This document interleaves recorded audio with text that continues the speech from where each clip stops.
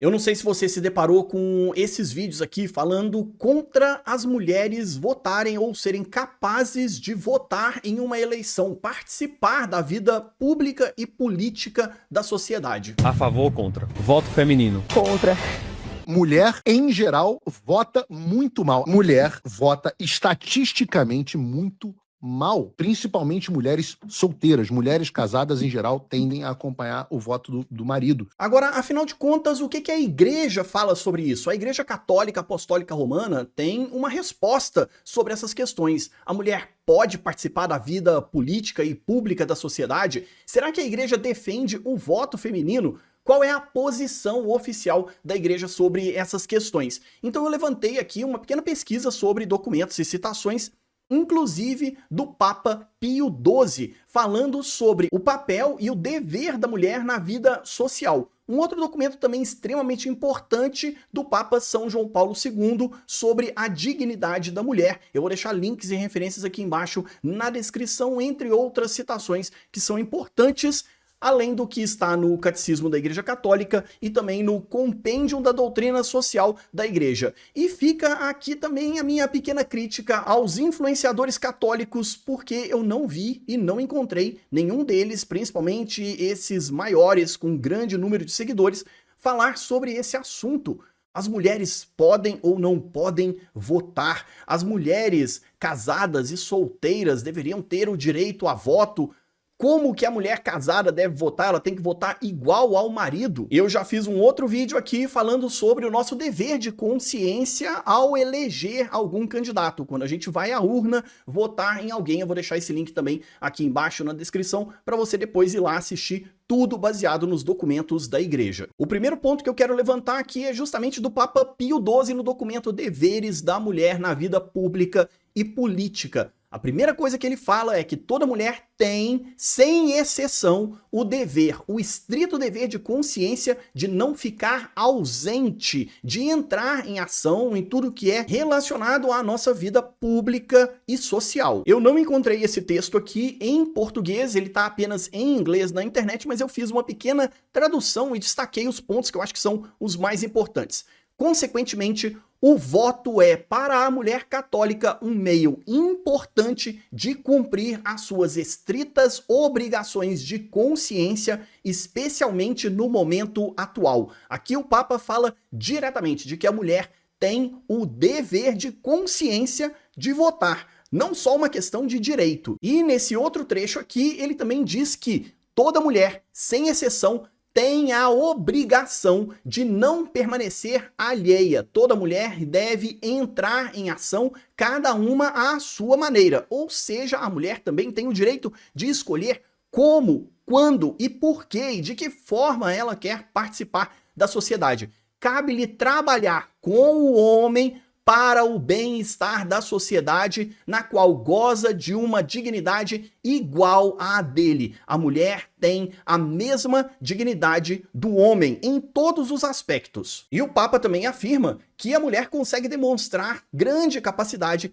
em todas as esferas da vida pública. O Papa São João Paulo II também tem uma carta encíclica chamada A Paz na Terra. E lá no parágrafo 41 ele também fala de que é um fato evidente para todos que as mulheres devem entrar na vida pública, tornando-se cada vez mais conscientes de sua dignidade humana. A mulher já não tolera ser tratada como um ser inanimado ou mero instrumento. E ela exige, antes de tudo, tanto na vida doméstica como na vida pública, os direitos e os deveres que competem à pessoa humana. Ou seja, devem se dar às mulheres todos os direitos e deveres que são dados a qualquer pessoa. Se você não entendeu, o Papa está dizendo que a mulher tem os mesmos direitos e deveres de qualquer homem. No Concílio Vaticano II, a Constituição Pastoral Gaudium et Spes, lá no parágrafo 29, também fala sobre a igualdade fundamental. Toda a espécie de discriminação, seja ela social ou cultural, seja baseado no sexo, raça, cor, condição social, língua ou religião, devem ser superadas e eliminadas como contrárias ao desígnio de Deus. Na verdade, é deplorável que os direitos humanos da pessoa não sejam ainda, por toda parte, integralmente garantidos. Todos os direitos humanos devem ser integralmente garantidos a toda e qualquer pessoa. Como, por exemplo, quando se nega à mulher a faculdade de escolher livremente o marido ou abraçar um estado de vida qualquer, ou seja, a mulher pode escolher o estado de vida que ela quiser, ou de ascender à cultura e à educação idênticas às que se concedem ao homem. E no parágrafo 75 desse mesmo documento do Concílio Vaticano II, afirma que as estruturas jurídicas e políticas devem oferecer a todos os cidadãos, sem qualquer discriminação, a possibilidade de participar livre e ativamente nas eleições e na gestão pública. A mulher tem que participar também da gestão pública. Não é simplesmente o direito de votar, mas também de ser votada. No Catecismo da Igreja Católica, parágrafo 2237 e 2240. 2237 exige que as autoridades políticas garantam os direitos civis e políticos a todos os cidadãos. Todas as pessoas devem ter os mesmos direitos políticos e civis. E lá no 2240, a submissão à autoridade e a corresponsabilidade pelo bem comum exigem moralmente o exercício e o direito ao voto, entre outros direitos e deveres que nós devemos cumprir na sociedade. E agora vem o compêndio da doutrina social da igreja. Todo mundo tem em casa o Catecismo da Igreja Católica, a gente aprende muito sobre a nossa doutrina de fé, mas não adianta você viver a sua fé, mas não saber como aplicá-la na sua vida social. Então é extremamente importante que você conheça a doutrina social da igreja. Isso aqui é um documento tão importante quanto o Catecismo da Igreja Católica. Se você não tem links e referências aqui embaixo na descrição, dá para ler ele de graça no site do Vaticano, mas é um livro um tanto quanto grande. Eu recomendo que você tenha ele para suas consultas do mesmo jeito que você tem o Catecismo da Igreja. É extremamente importante. Muita gente ensina sobre o catecismo da igreja, mas não ensina nada sobre o compêndio da doutrina social da igreja.